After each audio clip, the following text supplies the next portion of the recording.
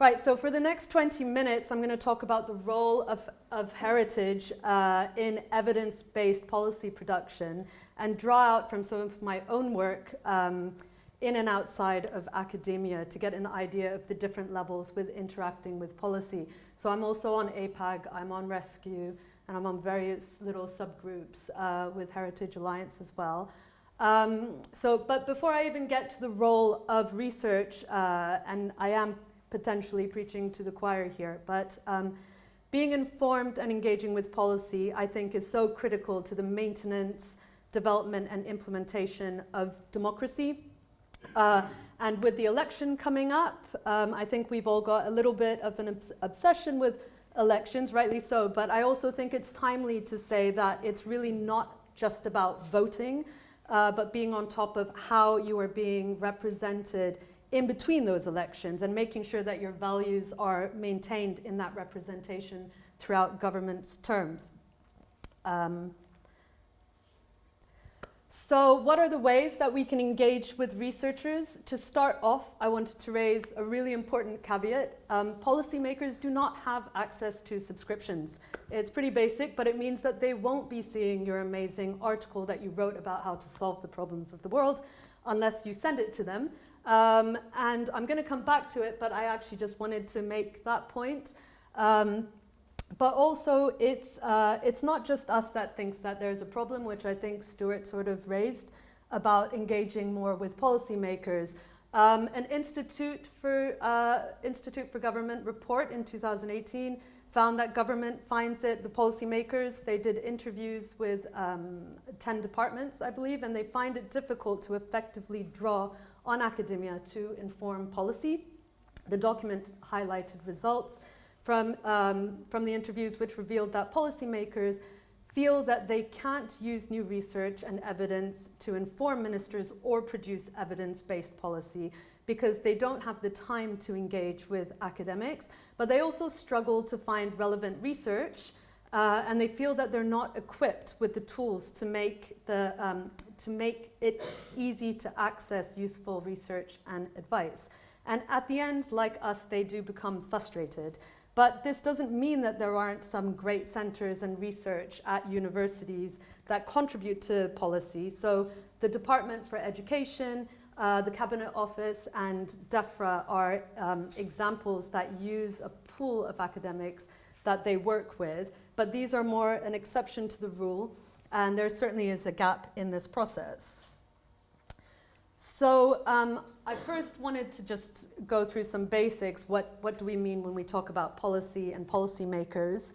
I don't really think that there is a single definition of policy, and the definition on the slide is from the UK Department of International Development, but there are many more, and they all say something more or less similar. But really, it's basically government action, what they choose to do or even what they choose not to do, and how they decide on non-legislative decisions or basically policy instruments such as spending or funding, incentives versus penalties, regulations, and so on. Then we have policymakers. Basically, when we say policymakers, we're most likely meaning people who make policy. So at a national level in the UK, this includes obviously ministers, their advisors, civil servants, officially appointed chief scientific advisors, parliamentary committee members, MPs, lords, their advisory staff. And in some instances, it also includes staff from government agencies or Quangos, so Historic or Natural England, who have expert in particular areas and tend to play a role in informing the policy making. But, of course, there is a range of people who are not elected and who can heavily influence or shape policy, and we need to consider these people as well. So they could be individuals, organizations, groups, lobbyists, interest groups, pressure groups, constituents, or whoever, and they lobby and advocate and focus their energies on a particular issue or politician. So those are also useful contacts and and ways to kind of push your research. So in a way, we need to understand who we're targeting, what sort of evidence they want, and how best to translate the work over. But also, we as researchers are not at the center of policymaking. And I think a lot of people think, evidence should be, but policy isn't obviously really just solely based on the evidence, but there's also the public concern is incredibly critical. And there's also not really one piece of evidence that makes it clear on what absolutely to do, which is exactly what Jed said. And I think obvious examples of this is climate change, the climate crisis, the economy, Brexit, abortion. I mean, that's another one. It's there's just so many things that are hung on values, identity, and emotions. So we have to take that into account. Evidence is only part of a picture, and it's just one of the many things that policymakers look at. So, for example, a personal story from a constituent has a lot more weight and impact than necessarily evidence and numbers. Also, another point is that most challenges aren't really single-issued. They're generally all joined up and integrated, and they involve other areas of life as well, obviously. And so a lot more work needs to basically take these entanglements into account. And sometimes policymakers actually see this a lot more than we might, because they sort of see how their constituents, for example, are impacted in different ways. So MPs want to, they want that expertise that is across subject areas, to be able to look across these different subject areas and weave together evidence as a synthesis rather than a single piece of work. So that said, what can we do to change policy? I think it can actually take, it can actually take various forms. The most obvious is through legislation, a new act or changes in existing legislation are the most concrete forms of change. So right now, for example, we have the Environment Bill that's going through Parliament. I believe it's at its second reading. And that's being scrutinized through both of the houses, the House of Commons and the House of Lords, before eventually receiving royal assent and becoming an act. And government has a duty to consult, which means there's a couple of months, maybe it's 3 months, to basically they put a proposed draft online, and then they give you the opportunity to respond to that. And I should add that this is a consultation, and these come, and they go so quickly that sometimes you don't even know that they're there, you don't know that they exist, you can miss it, and generally you have to know that it's there and it's happening to find it, but it is. And I was actually speaking to someone from DCMS, and they were like, oh, but we do publicize it, and their form of kind of reaching out and publicizing is putting it on their website in some secure link. And then was like, oh, maybe we don't actually share it that much. But so, for example, with Rescue, I put in a consultation, and so did many other heritage organizations that got together to discuss the bill. And then even it was something that, like, for example, we proposed writing a new definition of what we mean by the environment or the ecosystem. And because we all got together, that was shared around, and there was a kind of single voice that was making that point that the environment involves both the historic and the natural.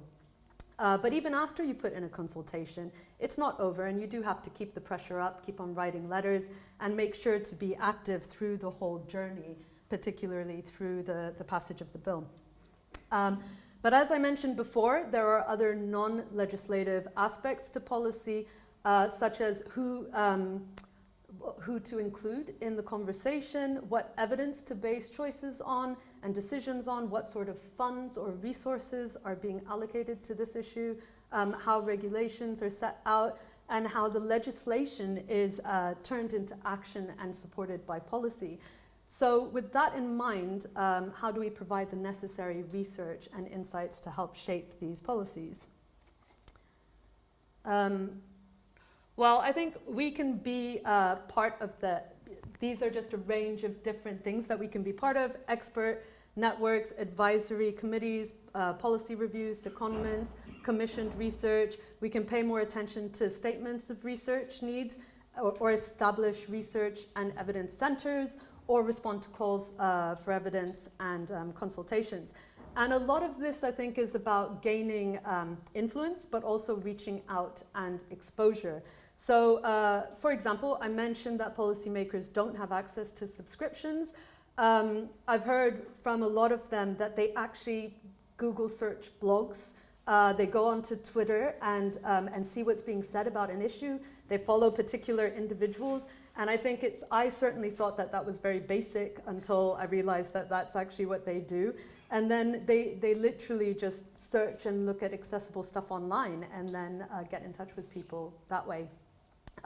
So these media are really crucial to get yourself out and get the message outside of your world, basically. Well, this hasn't showed up very well, but I think we'll share the slides. But these are just sort of showing where you can find different open consultations and how to sign up. There's little sign up to get alerts from the departments, and that's Heritage Alliance updates on consultations and what they're doing. So, but basically the most simple and obvious way to engage with policy is actually writing a letter to your local MP or councillor. And that's a very obvious way, but it is relevant, and you can highlight important issues. And quite simply, constituents matter. So if you're raising an issue and backing it up, that would make an impact. So that's very basic level. But the second way is you have to keep yourself informed. Local council websites, as well as departments, they have important information on local and national policies and updates and new consultations that are coming out or calls for evidence.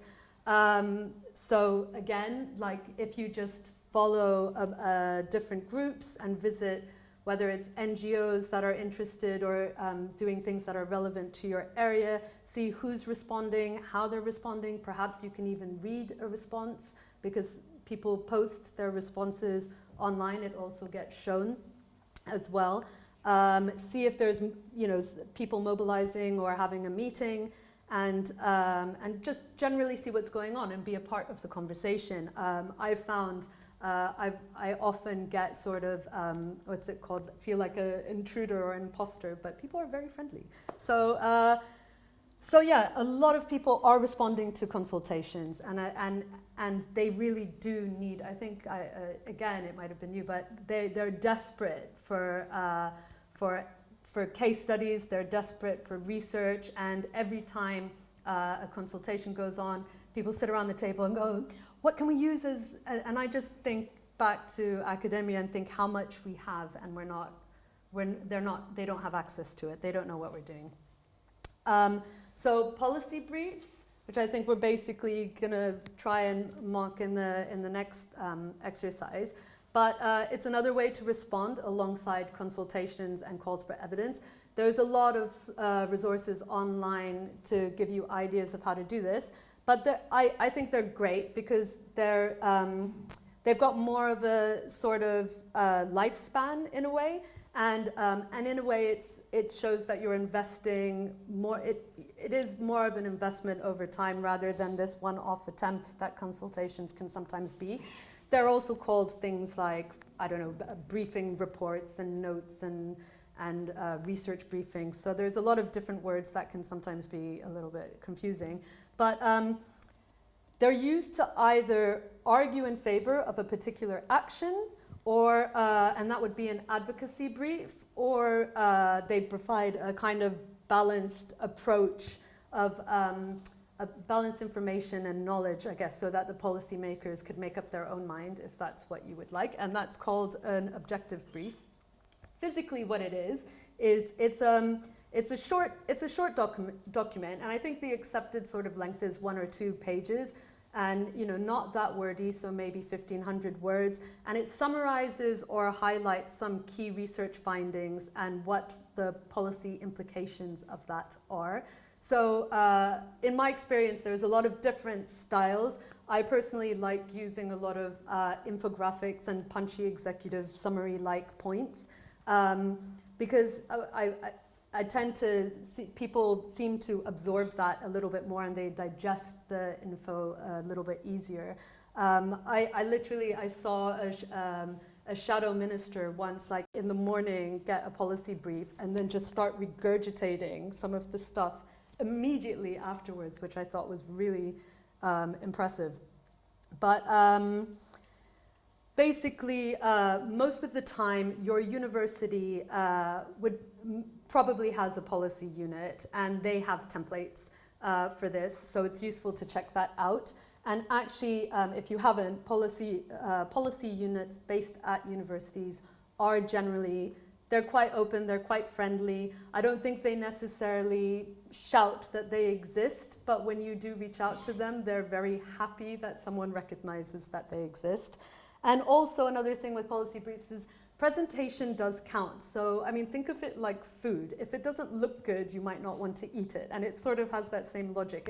If it doesn't look nice and catchy to the eye, sometimes it's just they're not going to give it much attention necessarily, I think.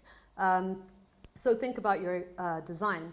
And so, you know, after you do this, what you can do is stick it up on your website or find a policy website that would host it, or a group that is interested in this sort of stuff that would host it. And if you have the opportunity to meet face-to-face, which I think is kind of a lot more easier than the sort of myth is out to be, but you can print it, give it to someone who's relevant or influential. And so I basically what you'd want is exposure to reach politicians and civil servants, or even, as I mentioned before, other individuals and organizations depending on your issue. So it could be whether they're local, national, regional, international. So you have to think advisory bodies, think tanks, NGOs, industry, businesses, professionals, trade unions, community, pressure groups. At Rescue, we're a pressure group and we love to get info. So you can just send it to anyone you think is relevant to your cause. So yeah, back to consultations and calls for evidence. This is just some of the stuff that came out this year. That's more time constrained, as I mentioned. So you can go onto the government website and search for consultation principles to find out more about their sort of duty to consult. But they are basically considered hugely important by government. And the principle of consultation was introduced in 2012 to just, you know, increase transparency and push this engagement with the public. So it is there is huge investment now in trying to get involved with academia and get involved with different organizations who do work. And the end goal is obviously better policies, so it is really important to contribute to these. And anyone can submit a response, and generally the responses for consultations are on specific questions, so it does make it a little bit more restricted. There was the Treasure Act, one that came out recently, and to much everyone's kind of nerves, it was just really almost irrelevant questions that people didn't even think explored it. So sometimes it can be quite frustrating. But as I said, you could do it as an individual, as a group, and theoretically, because it's a democracy and every vote counts equally, the responses should be considered equal. Calls for evidence are literally evidence to it's sought to explore and consider actions on specific issues outlined in the call. It's more open than a consultation. You could submit your documents, supporting documents, and to an email, and again, it's by a certain date. And so I think also a point is it is important to look out for select committee inquiries as well through the select committee websites, as that's also an excellent way to submit your research on a specific issue. We also have department areas of research interests, ARIs, which document what sort of research and evidence the department is looking for. Those are well worth checking out, particularly if you're thinking of policy briefs or even future research. The DCMS one, they're trying to like revamp it and bling it up a bit, but it is there. These things are there. And then this is just, I thought I'd throw this in there, but there also are tenders that would be seen under the invitation to tender. So that could be an invitation by a ministerial department or other agencies and public bodies supporting the department.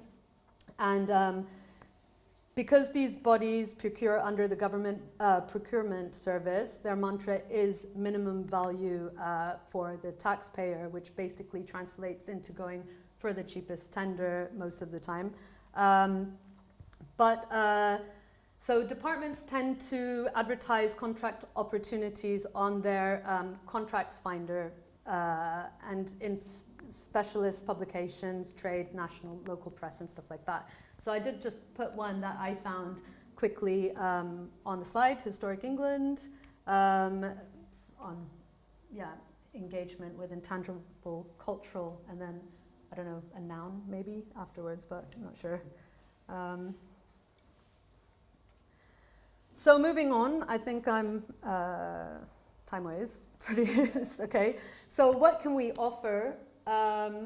Sorry if my slides don't link with what I'm saying, but it's recorded. So straight out, we can offer our experience and advice based on our knowledge, obviously in the field, and of course evidence and case studies through our research. And one of the things that I really realized was that I think like we tend to take for granted what we've come to know, or this, you know, our accumulative knowledge that comes from being a researcher. So we kind of take that as common knowledge and assume that everyone else knows about it. But I think even simple things, like sometimes I approach people and I say I'm from Heritage and they sort of look at me, they have no idea, and I have to go back to, and if anyone hears me in my department, they'd kill me, but I'm like, well, it's like history, and then it's, but you know, things like the use and abuse of culture and heritage is not, or intangible heritage. People don't necessarily know what this is, and it's quite new to a lot of people. And I was just speaking to someone who literally, you know, you say heritage and they think, oh, the Tower of London or Stonehenge, is that what? So, you know, we do have a deep knowledge of our area and can offer a lot of basic and substantial knowledge, experience, and understanding to whole fields. But we also offer expertise in old and new methodology. And I think heritage actually plays a massive part in that. And that's some of my work where I think, in terms of the sustainable development goal, that we could really offer a lot to the partnerships goal, but that's a different topic. But it is something that you see where, going back to the previous workshop, but we tend to not shout a lot about arts and humanities. And if you go to workshops about climate resilience or whatever, there's a lot of people that just stare blankly at little things that they have to write on, saying, oh, what is a community? And they're like, oh, I don't know, what were they talking about? Do they mean scientific community? And and then they just walk on to the next issue. So there's definitely a lot that we can do in that front. And also, though, we can also act as a huge resource for institutional memory for past policies, their impacts, and a source of evaluation in a way, because we research these things. So policymakers they're not experts in specific fields necessarily, and they're certainly not experts in every policy that gets thrown their way. So we can really play our part in helping them understand the nuances of proposed ideas and future policies. So that's me, that's just to end, but I put some sort of relevant links that maybe are a starting point to explore when we share the slides, and I think it's basically if, there's never an issue that can't be highlighted. And if you think something is relevant, then just turn it into like this edible and digestible information and give it a platform. So, yeah, that's me. Thanks.